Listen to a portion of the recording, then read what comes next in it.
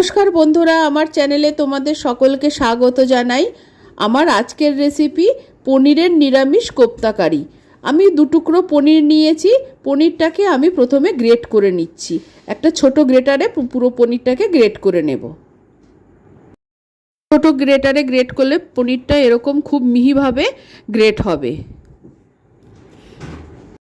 পুরো পনিরটা গ্রেট করে নিয়েছি। এবার 2টো ছোট সাইজের আলু মাঝখান থেকে অর্ধেক করে আমি সিদ্ধ করে নিয়েছি। এবার এই আলুটাকেও আমি গ্রেট করে নিচ্ছি।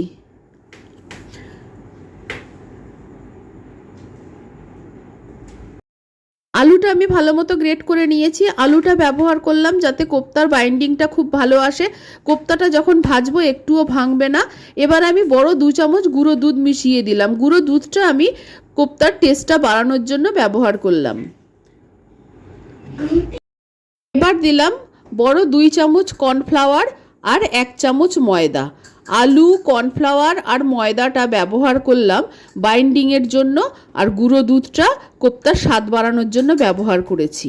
এবার দিয়ে দিলাম আন্দাজ মতো নুন আর অল্প সামান্য একটু গোলমরিচ গুঁড়ো।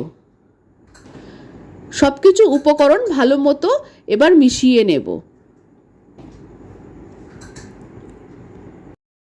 সব উপকরণ দিয়ে পনিরটাকে খুব ভালোভাবে হাত দিয়ে ডলে ডলে মেখে নিতে হবে। লুচি বা পরোটা তৈরি করার সময় ঠিক যতটা নরম ডো তৈরি করা হয় ঠিক সেই রকমভাবে আমি পনিরটাকে মেখে একটা ডো তৈরি করে নেব। পনিরটা মাখার সময় হাতে 1 চামচ ঘি নিয়ে নিলাম।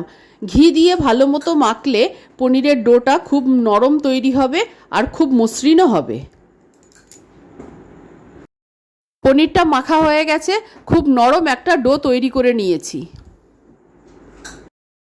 পনিরের ডোটা থেকে ছোট ছোট লেচি কেটে নিচ্ছি। লেচিটা 2 হাতের সাহায্যে গোল গোল করে পাকিয়ে আমি কোপ্তা তৈরি করে নিচ্ছি। এইভাবে আমি সবগুলো কোপ্তা তৈরি করে নেব। কোপ্তাগুলো আমি খুব বেশি বড় করিনি, এক একটা কোপ্তার আকার পাতিলেবুর মতো আকারে তৈরি করেছি। এরকমভাবে সবকটা কোপ্তা আমি গড়ে নিচ্ছি।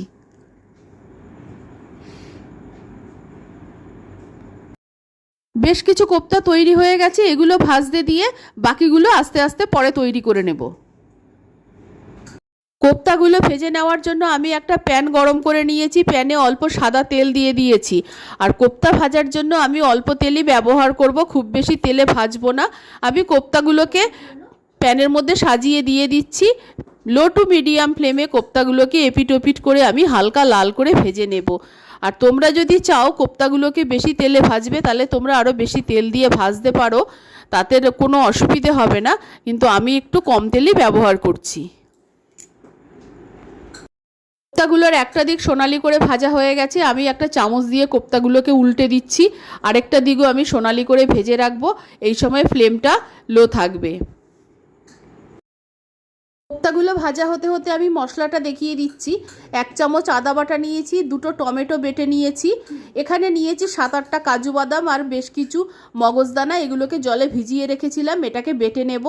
আর এই বাটিতে নিয়েছি 1 চামচ লাল লঙ্কার গুঁড়ো, 1 চামচ হলুদ গুঁড়ো, 1 চামচ ধনে গুঁড়ো, 1 চামচ জিরে গুঁড়ো। এই মশলাটাকে আমি একটু জলে গুলে রেখে দেবো। লঙ্কার গুঁড়ো, হলুদ গুঁড়ো, ধনে গুঁড়ো, জিরে গুঁড়ো, এই মশলাটাকে আমি অল্প জল দিয়ে ভালো মতো গুলে রেখে দিচ্ছি। তাহলে মশলাটার স্বাদটাও অনেকটা বাড়বে আর মশলাটা কষাতেও সুবিধে হবে। প্রথমবারে যে কোপ্তাগুলো ভাজতে দিয়েছিলাম সব কোপ্তাগুলোই আমার ভাজা হয়ে গেছে। কোপ্তাগুলো আমি খুব কড়া করে ভাজিনি, হালকা সোনালি রং ধরে গেছে। এবার কোপ্তাগুলো আমি নামিয়ে নিচ্ছি। এইভাবে বাকি কোপ্তাগুলোও আমি ভেজে নেব। বাকি কোপ্তাগুলো ভাজতে দিয়ে কাজু বাদাম আর মগজদানাটা বেটে নিলাম। বাটাটা একটা বাটিতে ঢেলে রাখছি।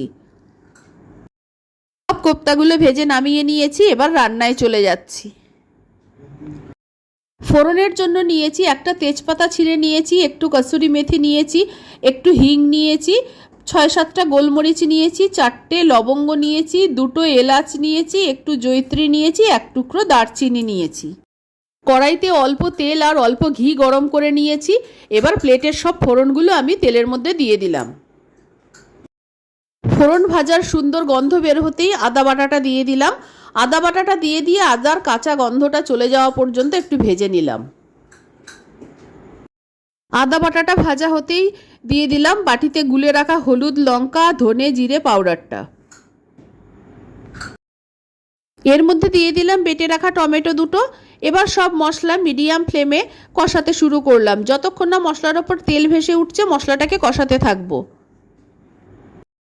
মশলাটা খুব ভালো মতো কষানো হয়ে গেছে, মশলার ওপর তেল আর ঘি ভেসে উঠেছে। যদিও আমি খুব কম পরিমাণে তেল আর ঘি ব্যবহার করেছি, তবুও মশলাটা ভালো মতো কষানো হয়ে গেছে। এবার বাটিতে বেটে রাখা কাজু বাদাম আর মগজদানাটা দিয়ে দিলাম। এবার ফ্লেমটাকে লো করে এই কাজু বাদাম আর মগজদানাটা দিয়ে ভালো মতো কিছুক্ষণ কষিয়ে নিতে হবে। মশলাটা ভালো মতো কষানো হয়ে গেছে। এবার মশলার বাটিগুলো আর গ্রাইন্ডারটা ধুয়ে অল্প জল দিয়ে দিলাম, আরও একটু জল লাগবে। আন্দাজ মতো নুন দিয়ে দিলাম। স্বাদটা ব্যালেন্স করার জন্য অল্প চিনি দিয়ে দিলাম। ফ্লেমটাকে একটু বাড়িয়ে দিলাম। সব উপকরণ নাড়াচাড়া করে ভালো করে মিশিয়ে দিচ্ছি। এবার ঝোলটা ফুটে ওঠা পর্যন্ত অপেক্ষা করব। গ্রেভিটা ভালো মতো ফুটে উঠেছে। এবার ভেজে রাখা কোপ্তাগুলো সব আমি গ্রেভির মধ্যে দিয়ে দিলাম। দিয়ে মিনিট দুয়েক আমি হাই ফ্লেমে ফুটিয়ে নেব। গ্রেভিটা ভালো মতো ফুটে উঠেছে। খুন্তি দিয়ে আমি সব কোপ্তাগুলোকে আলতোভাবে নেড়ে দিচ্ছি। একটা কোপ্তাও ভাঙবে না, সবকটা কোপ্তাই ঠিক থাকবে। আমি এইভাবে 2-3 মিনিট হাই ফ্লেমে ভালো মতো ফুটিয়ে নিচ্ছি। অল্প একটু গরম মশলা ছড়িয়ে দিলাম। গরম মশলা দেওয়ার পর আরেকবার নেড়ে দিলাম খুন্তি দিয়ে ভালো করে। আর এখন আর আমি ঘি ব্যবহার করলাম না। কোপ্তা তৈরি করার সময়ও ঘি ব্যবহার করেছি, আর তেল আর অল্প ঘি মিশিয়ে আমি ফোড়ন দিয়ে রান্নাটা বসিয়েছি। পনিরের নিরামিষ কোপ্তাকারি তৈরি হয়ে গেছে। তোমরা চাইলে নামানোর আগে আর একটু ঘি দিয়ে নামাতে পারো। আর কোপ্তাগুলো গ্রেভির মধ্যে ফোটার পর দেখো একটু বড় হয়ে গেছে, আর কোপ্তাগুলোর মধ্যে ভালো মতো গ্রেভির মশলাগুলোও ঢুকেছে। কোপ্তাটা খেতে খুব সুস্বাদু হবে। তৈরি হয়ে গেছে নিরামিষ পনিরের কোপ্তাকারি। ভাত, রুটি, লুচি, পরোটা সব কিছুর সঙ্গেই খেতে খুব ভালো লাগবে। একটা কোপ্তাও ভাঙেনি, সবকটা কোপ্তাই গোটা রয়েছে। আর এখন আমি কারিটাতে একটু ঝোল বেশি রেখেছি। কোপ্তাগুলো আরও খানিকটা ঝোল টেনে নেবে, তারপর ঝোলটা ঠিক ব্যালেন্স হয়ে যাবে। আমার রেসিপি ভালো লাগলে আমার চ্যানেলকে সাবস্ক্রাইব করার, লাইক করার, শেয়ার করার অনুরোধ রইল। আর আমার নতুন পুরনো সকল বন্ধুদের আন্তরিক ধন্যবাদ, ভালোবাসা জানিয়ে আমি আমার ভিডিও শেষ করছি। ধন্যবাদ।